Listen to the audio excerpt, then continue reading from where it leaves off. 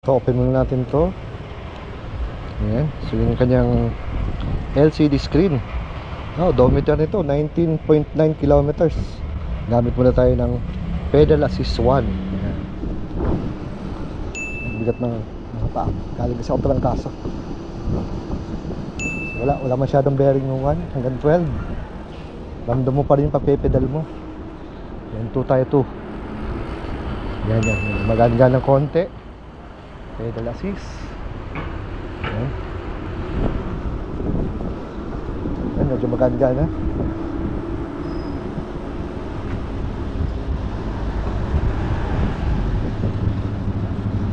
$17. Ayan. Pedal assist ha. Pagka ikot mo ng pedal mo, mga 3 cycle. Ayan. Walang bariya kasi. Lagi ko sasabi mga 3. Yan ang pinaka the best. Ayan.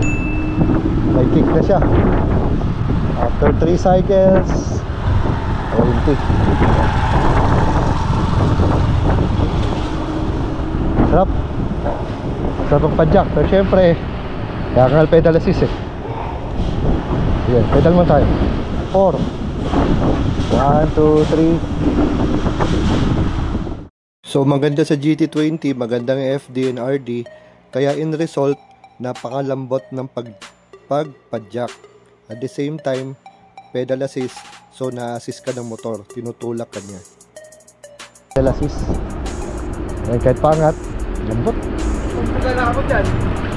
Lambot ng lambot ng pagpepedal. GT20 itong gamit natin ha. Ayan, full bar pa galing akong yan. Galing pa akong Rodriguez nito. Ayan, may highway tayo. Full throttle 3. Wala, full throttle 29, 30 31. Full throttle 4 38 40 41. Full throttle to 5 45 48 49 51.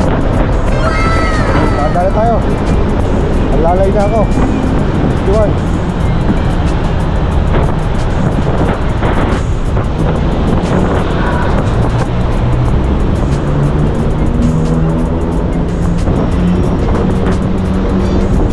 51. Yan. So speed 5. Sabi ko dito, yung suspension ulit. Yan. Yan ang importante sa akin yun, suspension. Pero pa siyempre yung power. Ganda ng suspension. Mas maganda suspension nito compared dun kay T24. At siyempre mas to eh. Mas high end pala to.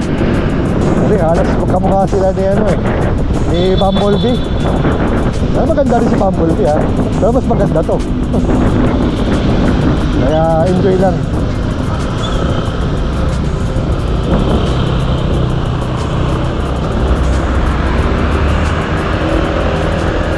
Maganda nito, may headlight, may signal light, may brake light, may park light. O diba? Kompleto sa Ricardos. Pang all around. So gawa nyo na ng paraan. Diba? Kuwari, gusto nyo na ng lagayan. Siyempre na lang yan. Be creative. Dahan tayo dito. Sin lang. Speed number 5 ko na lang para sulit. Ayun. Ngayon pa lang sila bawas ng 1 bar. Galing pa ako Rodriguez yun. Rodriguez dito. Siyempre may mga stopover pa. Oo, okay oh.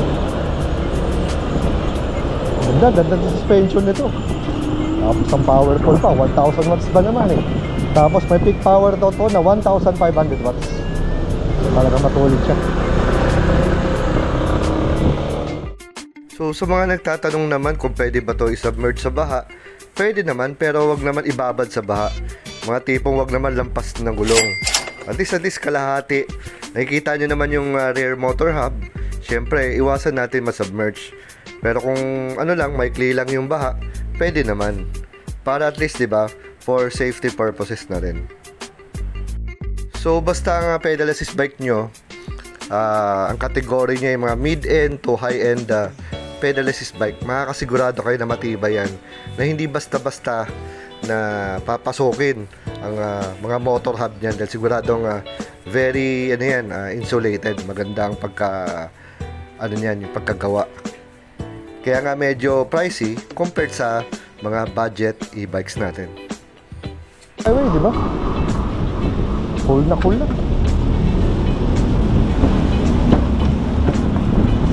Maganda sa unit na to eh. Dahil yung handling, ganda ng handling. Swabe lang. Ganda dito, pati yung preno. Malakas. Kahit nasa high speed ka, may preno ka, kakapit siya agad. Hindi ka matatakot na parang, uy, alanganin. Ano ba? Preno, handling, power.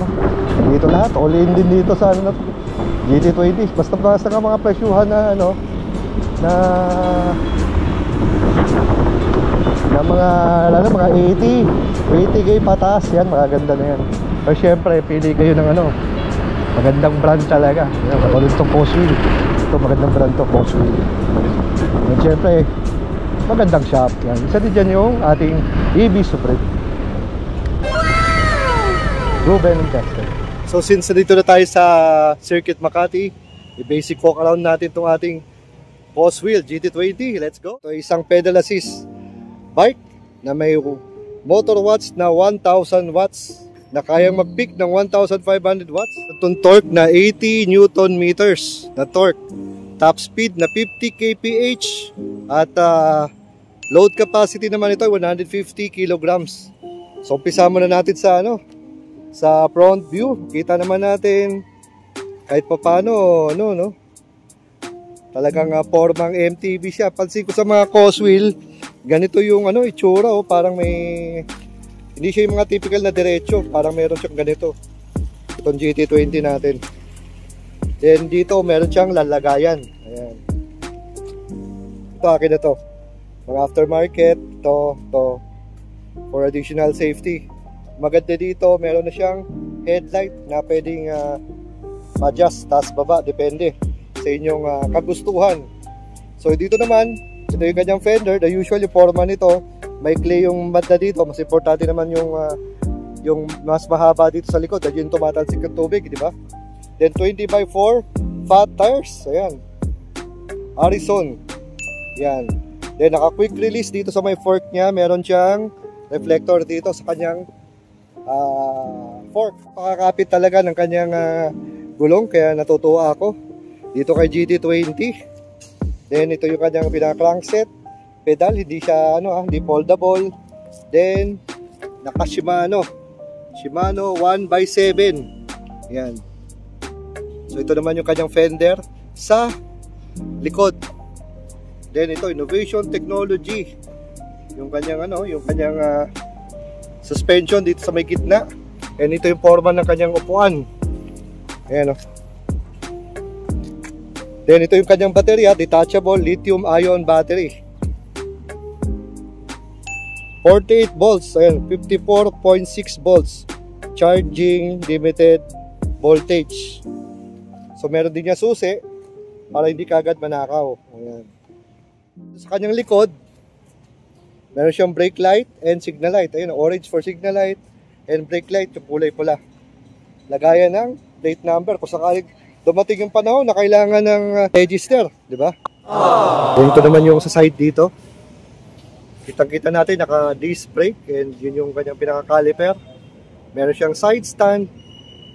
Yan, yun yung tatak na Coswheel GT20. So nagustuhan ko dito sa Coswheel GT20, meron siyang susi. Ito yung kanyang susi para dito sa motor, para umandar. Then meron din siyang susi dito para sa baterya. So dito muna tayo sa motor. Ayan, clockwise.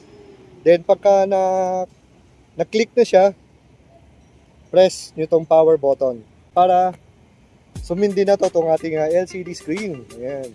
Dito sa LCD screen makikita nyo battery level, odometer, speed, then yung pass pedal assist system. Yan, hanggang 5 po yan. 2, 3, 4, 5. Then ito yung para sa ilaw. Ayan. Na napakaliwanag. Ayan, oh. Liwanag, oh. Ito naman signal light. Ayan. Ka-LED rin yan, yung signal light. So yun, may left hand meter, max, average. Dito pag pinindot yung I. Odometer, trip meter, max. Yung max na talakbo nyo. Then yung average. So parang sa sasakyan lang. Ayan. Then dito naman, Shimano shifters natin. Yung front derailleur, 1x7 SIS index. Ayan. Ito, nagpalagay na lang ko ito ng Motowolf. And yung kanyang preno, ayan, hydraulic brakes na rin to. So napakalambot and very makapit siya. Kaya kung ako sa inyo mga ka-chillax, shell na kayo sa EV Supreme. Napakaraming unit doon. Tsaka isa to sa mga pinakamagandang mga pedal assist bikes na meron sila. Matutuwa talaga kayo pagka kayo'y fan ng pedal assist bikes. So regarding sa warranty, ito ay may 1-year warranty or 5,000 kilometers, whichever comes first. At anong SRP natin itong GT20? Ito ay nagkakahalaga ng 120,000. So sulit na sulit talaga dahil yung power na binibigay niya, yung kasiyahan bilang isang rider ay sa tingin ko naman kung talagang mahilig kayo sa mga pangmalakasang pedal assist bike, ito si Coswell GT20, isa sa mga magandang choice talaga dahil performance, brakes, suspension, handling, panalo to. So ito mga ka-chillax, meron pala tayong playlist ng EV Supreme kung saan nasa more than 20 videos na tayo dito. So bisita lang kayo dyan, andyan yung mga presyo at mga basic specs. So mga gusto ng GT20, bubisita na lang sa kanilang mga showroom. So 3 na ang kanilang showroom ngayon. Meron sa Fisher Mall, meron sa Don Casiano Building, at yung pinakabago ngayon dito sa C3. So ano pang inaantay nyo mga ka-chillax? Bumisita na at mag-test ride ng kanilang mga units. So ito po yung kanilang address and address naman ng kanilang ibang mga branches. So till here, this is Well Esquila. Ride safe and God bless.